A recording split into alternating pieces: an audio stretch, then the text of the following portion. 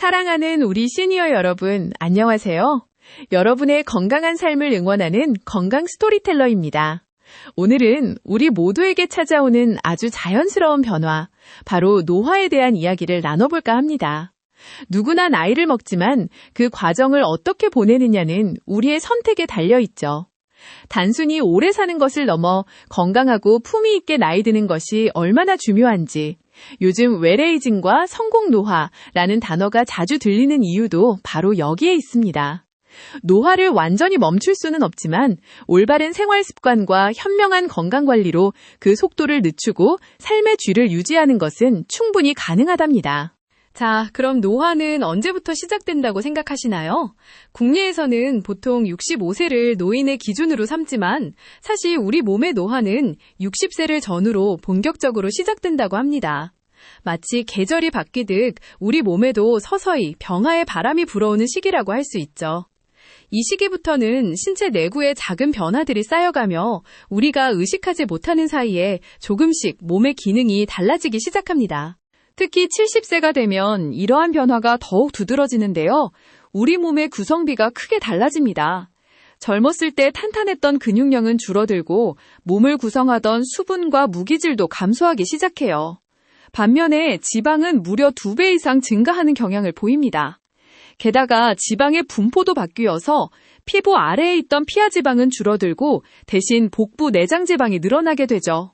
마치 몸속 지도가 새롭게 그려지는 것과 같다고 볼 수 있습니다. 이러한 노화의 과정은 단순히 주관적인 느낌이 아니라 과학적으로도 증명된 사실입니다.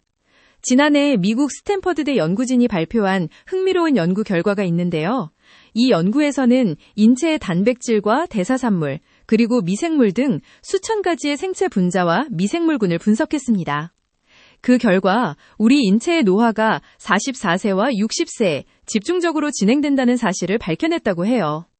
국제학술지 네이처 노화에 실린 이 연구는 노화가 특정 시점에 가속화될 수 있음을 보여줍니다. 가톨릭대학교 인천성모병원 가정의학과 황선옥 교수님께서는 이런 말씀을 하셨습니다. 노년이 되면 개인의 건강 상태나 체질에 따라 질환이 빨리 오거나 늦춰질 수는 있지만 질환을 하나도 없이 피해가기란 쉽지 않다. 젊은 성인에 비해 모든 신체 기능이 감소하기 때문에 신체적, 정신적 질환이 늘어나는 것은 어쩌면 자연스러운 현상일 수 있다는 것이죠. 하지만 교수님은 이어서 중요한 메시지를 전해주셨습니다. 바로 우리가 목표로 삼아야 할 것은 질환을 완전히 피하는 것이 아니라 관리를 통해 질환과 증상을 늦추고 최대한 기능을 유지하며 완화하여 건강한 삶을 이어가는 것이라는 말씀이었습니다. 마치 낡은 자동차도 꾸준히 점검하고 부품을 교체하며 오래 탈 수 있듯이 우리 몸도 꾸준한 관심과 관리를 통해 활력 있는 노년을 보낼 수 있다는 의미겠죠. 중요한 것은 포기하지 않고 적극적으로 대처하는 마음가짐입니다. 노화는 단순히 외적인 주름이나 흰머리 같은 변화만을 의미하지 않습니다. 우리 몸 안에서는 다양한 만성질환과 기능 저하가 함께 찾아옵니다. 마치 톱니바퀴처럼 서로 연결되어 하나가 약해지면 다른 부분에도 영향을 미치는 복합적인 과정이라고 할 수 있습니다. 이러한 뇌면의 변화에 주목하고 미리 대비하는 것이 진정한 웰에이징의 첫걸음이라고 할 수 있겠습니다. 가장 먼저 심혈관계 질환을 살펴볼까요? 나이가 들면 심장이 조금씩 확장되고 혈관벽이 두꺼워지는 경향을 보입니다. 이러한 변화는 고혈압, 심부전, 부정맥, 허혈성 심질환 등 다양한 심혈관계 질환의 발생 위험을 높입니다. 우리의 심장은 평생 단 한순간도 쉬지 않고 뛰는 중요한 장기이기에 노년기에는 더욱 세심한 관리가 필요합니다.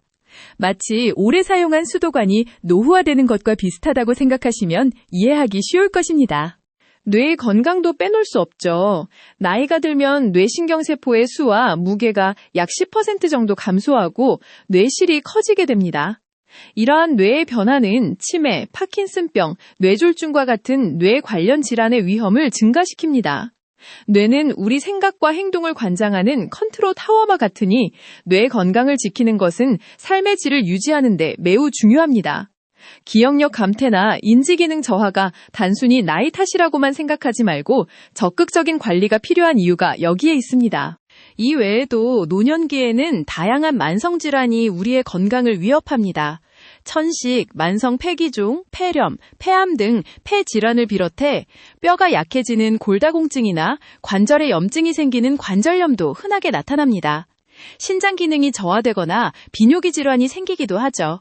이처럼 우리 몸의 여러 장기들이 세월의 흐름을 겪으면서 조금씩 약해지기 때문에 이러한 질환들을 미리 인지하고 관리하는 것이 중요합니다. 2024년 12월 질병관리청의 발표에 따르면 국내 만성질환으로 인한 사망률은 전체 사망의 무려 78.1%를 차지한다고 합니다. 이 수치는 만성질환이 노년기 건강에 얼마나 결정적인 영향을 미치는지 여실히 보여줍니다. 특히 고혈압, 당뇨병, 심혈관 질환, 그리고 암과 같은 질환들은 단순히 치료하는 것을 넘어 꾸준한 관리가 필수적입니다. 이러한 질환들을 잘 관리하는 것이야말로 건강한 노년을 위한 핵심 열쇠라고 할 수 있습니다. 하지만 만성질환을 진단받았다고 해서 무조건 삶의 질이 낮아지는 것은 아닙니다. 주변을 둘러보면 만성질환을 앓고도 오랜 시간 건강하게 생활하시는 분들을 많이 볼 수 있습니다. 중요한 것은 질병을 어떻게 받아들이고 어떻게 관리하느냐에 달려 있습니다. 마치 오랜 친구처럼 질환과 함께 지내며 서로에게 좋은 영향을 줄 수 있는 방법을 찾아가는 것이 현명한 태도라고 할 수 있겠죠. 황선욱 교수님께서도 다시 한번 강조하셨습니다. 노화를 늦추고 완화하기 위해서는 노화의 징후를 미리 인지하고 적극적으로 대비하는 것이 중요하다고 말이죠. 또한 규칙적인 치료와 관리, 적절한 식단과 운동을 병행한다면 건강한 노년을 보낼 수 있다고 조언하셨습니다. 이 말씀은 우리에게 큰 희망과 용기를 주는 메시지입니다. 적극적인 자세로 건강관리에 임하는 것이야말로 노년의 삶을 풍요롭게 만드는 지름길입니다. 그럼 이제 건강한 노년을 위한 구체적인 방법에 대해 이야기해 볼까요? 가장 먼저 우리의 몸을 구성하는 중요한 요소, 바로 식습관입니다. 무엇을 먹느냐가 우리의 건강을 좌우한다고 해도 과언이 아니죠. 노화 예방을 위해서는 균형 잡힌 영양 섭취가 무엇보다 중요합니다. 단순히 배를 채우는 것을 넘어 우리 몸에 필요한 영양소를 골고루 공급하는 데 집중해야 합니다. 탄수화물 섭취부터 살펴볼까요? 흰쌀밥처럼 정제된 탄수화물 위주보다는 현미나 통곡물 등을 섞어 섭취하는 것이 좋습니다. 통곡물은 섬유질이 풍부하여 혈당 조절에 도움을 주고 장 건강에도 유익하답니다. 또한 근육 유지에 필수적인 단백질 섭취도 중요합니다. 생선이나 두부, 달걀, 살코기 등 다양한 단백질 식품을 골고루 먹어서 근육 손실을 막고 활력을 유지해야 합니다. 마치 건물을 지을 때 좋은 재료를 쓰는 것과 같죠. 항산화 성분이 풍부한 채소와 과일은 노화 방지의 핵심입니다. 매일 식탁에 다양한 색깔의 채소와 과일을 올리는 습관을 들여보세요. 또한 견과류, 올리브 오일, 들기름 등 불포화 지방산 섭취를 늘리는 것도 매우 중요합니다. 이러한 좋은 지방은 우리 몸의 염증을 줄이고 심혈관 건강에도 도움을 줍니다. 그리고 무엇보다 나트륨 섭취를 줄이는 노력이 필요합니다. 국물 요리나 절임 음식의 염도를 조절하는 작은 습관이 큰 변화를 가져올 수 있습니다. 황선욱 교수님께서는 노년기 식단에 대해 구체적인 조언을 해주셨습니다. 한식의 지중해식 식단이나 대시, DASH 식단의 장점을 참고해 염분과 나쁜 지방 섭취를 줄이고 발효 음식과 신선한 식재료를 활용한 식습관을 유지하는 것이 좋다고 말이죠. 우리 전통 발효 음식인 김치나 된장, 고추장 등은 장 건강에 매우 유익하며 신선한 제철 식재료를 활용하는 것은 영양은 물론 맛과 즐거움까지 선사합니다. 특히 단백질 섭취의 중요성을 다시 한번 강조하셨는데요. 하루 1g/kg 정도는 섭취해야 근력과 근기능을 유지할 수 있다고 하셨습니다. 예를 들어 체중이 60kg이라면 하루에 60g의 단백질을 섭취해야 한다는 의미입니다. 단백질이 풍부한 콩, 두부, 생선, 살코기, 육류 등을 중심으로 필수 영양소와 미네랄이 풍부한 밥, 채소 등을 골고루 섭취하여 영양소 결핍으로 이어지지 않도록 해야 합니다. 우리 몸의 근육은 나이가 들수록 더욱 소중해지니까요. 다음은 노년기의 운동에 대한 이야기입니다. 나이가 들수록 근육량이 줄어드는 것은 피할 수 없는 현상입니다. 근육량이 줄어들면 자연스럽게 활동성이 떨어지고 균형 감각이 약해져 낙상의 위험이 커지게 됩니다. 따라서 노년기의 운동은 단순히 체력을 단련하는 것을 넘어 우리의 생존 근육을 유지하는 데 초점을 맞춰야 합니다. 근육은 뼈나 관절을 감싸 외부 충격으로부터 보호하고 심혈관 건강에도 도움을 주는 중요한 역할하니까요. 노년기 운동은 저항성 운동과 유산소 운동을 함께하는 것이 가장 효과적입니다. 저항성 운동은 근육의 힘을 키우는 운동으로 근육을 수축하고 이완하는 스트레칭, 의자에서 일어났다 앉기, 그리고 운동 밴드나 본인이 들 수 있는 최대 무게의 65% 정도의 중강도 무게로 들었다 놓는 운동 등이 있습니다. 이러한 운동을 10회 정도 반복하고 주 2에서 3회, 20에서 30분씩 꾸준히 하면서 조금씩 강도를 늘려가는 것이 좋습니다. 유산소 운동도 노년기 건강에 필수적입니다. 걷기, 수영, 가벼운 사이클링 등은 심폐 기능을 강화하고 체지방을 줄이는 데 도움을 줍니다. 최대 심박수의 65% 정도의 중강도 운동으로 매일 30분씩 주 5회 실시하는 것을 목표로 삼고 본인의 신체 능력에 맞게 조금씩 운동량과 시간을 늘려가는 것이 중요합니다. 너무 무리하기보다는 꾸준함이 핵심입니다. 마치 매일 조금씩 물을 주는 것처럼요. 유연성을 높이는 것도 매우 중요합니다. 노년기에는 유연성과 근력 운동이 균형 운동보다 낙상 예방에 더 큰 효과가 있다는 연구 결과도 있습니다. 몸이 유연하면 관절의 가동 범위가 넓어져 일상생활 동작이 편안해지고 예상치 못한 상황에서 몸을 더 잘 지탱할 수 있게 됩니다. 매일 아침 간단한 스트레칭으로 하루를 시작하거나 잠자리에 들기 전 몸을 이완시키는 시간을 갖는 것도 좋은 방법입니다. 물론 특정 질환을 앓고 계신 분들은 운동을 시작하기 전에 반드시 전문의, 물리치료사 또는 전문 트레이너의 지도를 받는 것이 중요합니다. 개인의 건강 상태에 따라 운동량이나 시간, 그리고 운동법을 달리해야 하기 때문입니다. 전문가의 조언을 통해 자신에게 맞는 안전하고 효과적인 운동 계획을 세우는 것이 현명한 선택입니다. 무리한 운동은 오히려 건강을 해칠 수 있다는 점을 항상 기억해 주세요. 황선욱 교수님께서는 마지막으로 우리에게 따뜻한 격려와 조언을 아끼지 않으셨습니다. 노화를 부정하기보다 긍정적인 태도로 대비하는 것이 건강한 노년을 맞이하는 첫걸음이다 라는 말씀이었습니다. 노화는 피할 수 없는 자연의 섭리이지만 우리가 어떤 마음가짐으로 이를 받아들이느냐에 따라 삶의 모습은 천차만별로 달라질 수 있다는 것이죠.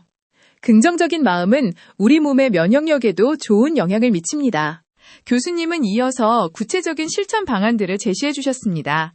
안정적인 일상을 유지하고 금연, 금주, 규칙적인 운동, 식이요법, 체중 조절, 정기검진 등에 신경 쓴다면 나이가 들어도 활력 있고 건강한 삶을 이어갈 수 있다.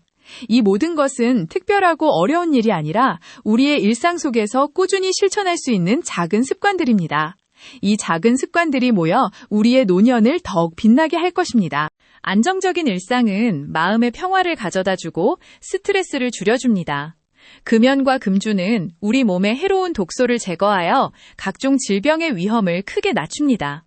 규칙적인 운동은 앞에서 말씀드렸듯이 근력과 심폐 기능을 유지하는 데 필수적이며 적절한 식이요법은 우리 몸에 필요한 영양소를 공급하고 만성질환을 예방하는 데 결정적인 역할을 합니다. 이 모든 것들이 유기적으로 연결되어 우리의 건강을 지탱하는 버팀목이 됩니다. 또한 적정 체중을 유지하는 것은 매우 중요합니다. 과체중이나 비만은 고혈압, 당뇨병, 심혈관 질환 등 다양한 만성 질환의 주요 원인이 됩니다. 꾸준한 운동과 건강한 식단으로 적정 체중을 유지하는 것은 우리 몸에 가해지는 부담을 줄이고 관절 건강에도 긍정적인 영향을 미칩니다. 마치 짐을 덜어내는 것과 같아서 몸이 한결 가볍고 편안해질 수 있습니다. 마지막으로 정기적인 건강검진은 우리의 건강 상태를 파악하고 질병을 조기에 발견하여 치료하는 데 결정적인 역할을 합니다. 몸에 이상 신호가 없다고 해서 검진을 미루기보다는 정해진 시기에 꾸준히 검진을 받아 작은 변화라도 놓치지 않는 것이 중요합니다. 건강검진은 우리 몸의 정기 점검과 같아서 문제가 커지기 전에 미리 예방하고 대처할 수 있도록 도와줍니다. 사랑하는 시니어 여러분, 노화는 누구도 피할 수 없는 삶의 여정입니다.